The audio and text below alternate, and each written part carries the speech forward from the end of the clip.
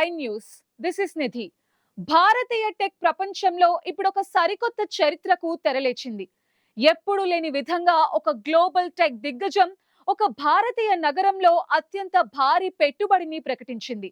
ఆ దిగ్గజం గూగుల్. ఆ నగరం విశాఖపట్నం. గూగుల్ సంస్థ రాబోయే 5 ఏళ్లలో ఏకంగా $15 బిలియన్, అంటే సుమారు 1,25,000 కోట్ల భారీ పెట్టుబడితో విశాఖపట్నంలో ఒక గ్లోబల్ ఏఐ హబ్ ని ఏర్పాటు చేయబోతున్నట్టు ప్రకటించింది. ఈ ప్రాజెక్ట్ పూర్తయితే ఇది అమెరికా వెలుపల గూగుల్ కి అత్యంత పెద్ద ఏఐ హబ్ కానుంది. ఈ నిర్ణయంతో విశాఖపట్నం ఇప్పుడు ఎలక్ట్రానిక్ సిటీ కాదు, ఏకంగా ఏఐ సిటీ వైపు అడుగులేస్తోంది.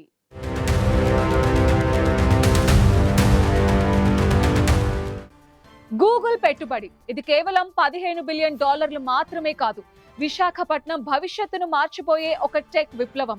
ఈ భారీ ఏఐ హబ్ లో అత్యాధునిక డేటా సెంటర్స్, పునరుత్పాదక ఇంధన మౌలిక సదుపాయాలు ఉంటాయని గూగుల్ ప్రకటించింది.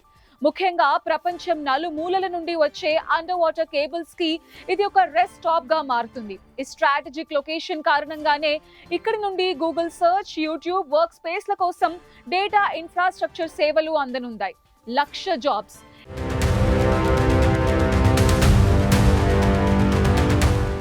ఈ ఒక్క ఏఐ హబ్ ద్వారా ఏకంగా 1,00,000 కొత్త ఉద్యోగాలు లభిస్తాయని అంచనా. ఈ హబ్ ని కేంద్రంగా చేసుకుని రాష్ట్ర ప్రభుత్వం చుట్టూ ఏఐ సిటీని నిర్మించాలని ప్లాన్ చేస్తోంది. ఈ ప్రాజెక్ట్ కేవలం తొలి అడుగే. హైదరాబాద్ మోడల్ విశాఖ విజన్ వెనుక ఒక బలమైన చారిత్రక నమూనా ఉంది.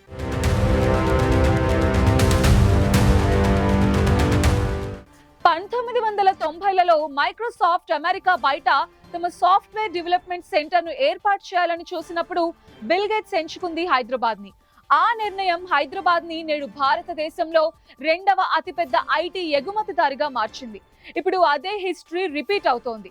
10 ఏళ్ల క్రితం రాష్ట్రం విడిపోయి హైదరాబాద్ తెలంగాణ రాజధాని కావడంతో ఆంధ్రప్రదేశ్ ప్రభుత్వం విశాఖను ఎకనామిక్ క్యాపిటల్ గా మార్చాలని నిర్ణయించుకుంది. It's a policy, not a coincidence.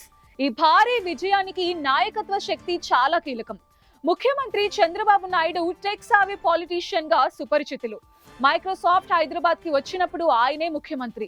ఇప్పుడు గూగుల్ విశాఖకు వస్తున్నప్పుడు కూడా ఆయనే ముఖ్యమంత్రి. ఇది యాదృచ్ఛికం కాదు, ఇది పాలసీ అని పల్కీ శర్మ వ్యాఖ్యానించారు.